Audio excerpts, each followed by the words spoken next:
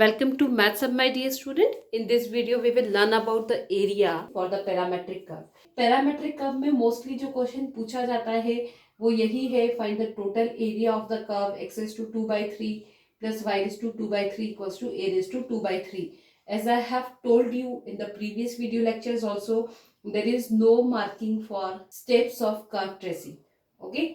तो curve tracing अगर तुम्हें ये कर्व डायरेक्टली याद है you can trace it directly, अगर नहीं याद है then you can trace this curve by taking the substitutions a cos cube theta and y is a sin cube theta. Curve की जो सिमेट्री है वो ऑल फोर क्वाड्रेंट में है, तो हम यहाँ पर क्या कर लेते हैं, कर्व को ट्रेस कर लेते हैं with the help of this.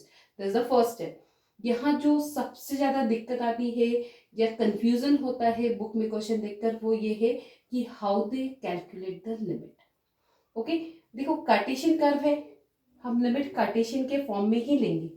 Cartesian के फॉर्म में लेंगे मतलब कैसे, यहाँ उन्होंने टोटल एरिया बोला है, अब जो कर्व है वो सिमेट्री है अबाउट ऑल फोर क्वाड्रेंट, तो मैं फर्स्ट क्वाड्रेंट में कर्व के लिए लिमिट्स निकालूंगी and I can write area is 4 times double integration dx dy.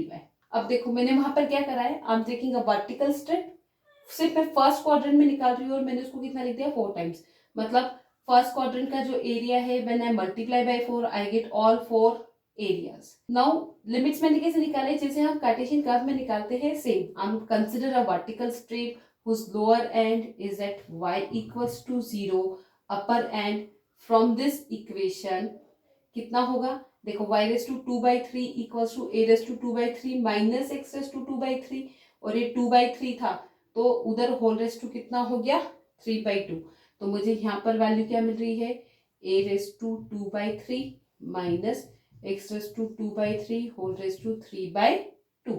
That's it. Now this vertical strip in the first quadrant moving horizontally to cover the bounded region from x equals to 0 to x equals to a. तो मुझे यहाँ limits क्या मिल गए 0 to a. Variable limit में x reflect हो रहा है तो पहले किसके रिस्पेक्ट में इंटीग्रेशन होगा y के एंड देन x के. That's it. ये हमारे दो स्टेप्स हो गए, हमने कर्व ट्रेस किया then we evaluate the limit.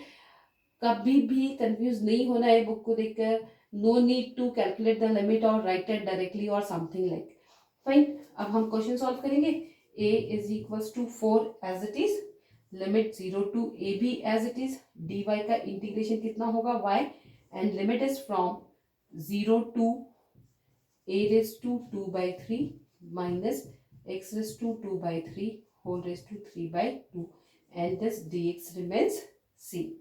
Okay, solve next. So this comes 0 to a, y को लिमिट रखा तो मुझे क्या मिल जाता है a raised to 2 by 3 minus x raised to 2 by 3 and here we have whole raised to 3 by 2. Now see, अब यहाँ पर वो सब्स्टिट्यूशंस रख दो. मुझे किसकी वैल्यू रखनी है x की, तो x की वैल्यू क्या है cos क्यूब थीटा. अब जब मैं x को सब्स्टिट्यूशन से रख रही हूँ तो मुझे dx को भी सब्स्टिट्यूशन से रखना पड़ेगा. सो फ्रॉम हियर dx कितना मिलेगा मुझे on differentiating both side, this comes 3a cos square theta. Okay, and फिर cos थीटा का कितना माइनस sin थीटा. ओके, अब जब तुमने x को और इस dx को थीटा में कन्वर्ट किया तो लिमिट भी किस में कन्वर्ट होगी थीटा में. तो अब हमने लिमिट्स को चेंज किया तो अब मुझे लिमिट्स यहाँ पर क्या मिल रही है x और उसके करस्पॉन्डिंग क्या चाहिए थीटा. जब तुमने x इक्वल्स टू 0 रखा किसमें, इस इक्वेशन में x इक्वल्स टू 0 रखा तो cos थीटा मिलता है 0. ओके, और थीटा कितना मिलता है, cos कब 0 होता है पाई बाई 2 पर. वैसे जब तुमने x इक्वल्स टू a रखा यहाँ पर a से a cancel, cos cube theta is 1. 1 कब होता है जब थीटा की वैल्यू कितनी होती है 0. So this way, with the help of this substitution, this is converted to a equals to 4. Now limit become 0 की जगह कितना था पाई बाई 2 and a की जगह कितना 0. Inside bracket a raised to 2 by 3 minus cos cube theta x की जगह ना, तो यहाँ पर क्या आएगा a raised to 2 by 3 cos square theta. n whole raised to 3 by 2. In place of dx, what comes with a minus sign 3a cos square theta sin theta d theta. अब देखो इसको सिंप्लीफाई करते हैं. I hope you understand. यहाँ x raise to 2/3 था, तो जब मैंने दोनों साइड 2/3 लिया तो ये हो जाएगा a रेस टू 2/3 और यहाँ 3 से 3 कैंसिल होके कितना हो जाएगा cos स्क्वायर थीटा. अब a रेस टू 2/3 में ब्रैकेट से बाहर ले सकती हूँ. जब बाहर लोगे तो 2/3 whole raise to 3/2 get cancel. तो मुझे बाहर कितना मिलता है a और एक a यहां से. ठीक है. और ये माइनस साइन है वो हम लिमिट के लिए यूज करेंगे. तो यहाँ पर लिमिट हो जाएगी this comes 4a² and limit goes to 0 to π/2. ये कैसे हुई है? with the minus sign π/2 to 0 can written as 0 to π/2. अब यहाँ पर what left inside 1 minus cos square theta. वो कितना हो गया? sin square theta. sin square theta whole raised to 3/2. 2 से 2 कैंसिल. तो मुझे यहाँ से कितना मिलता है? sin cube theta. ओके. यहाँ से कितना? एक 3 भी है यहाँ पर, तो वो 3 भी यहाँ आ जाएगा. तो ये कितना हो जाएगा? 12. साइन क्यूब थीटा और एक साइन थीटा मिलकर कितना हो गया? साइन 4 थीटा साथ में cos square theta d theta. Clear.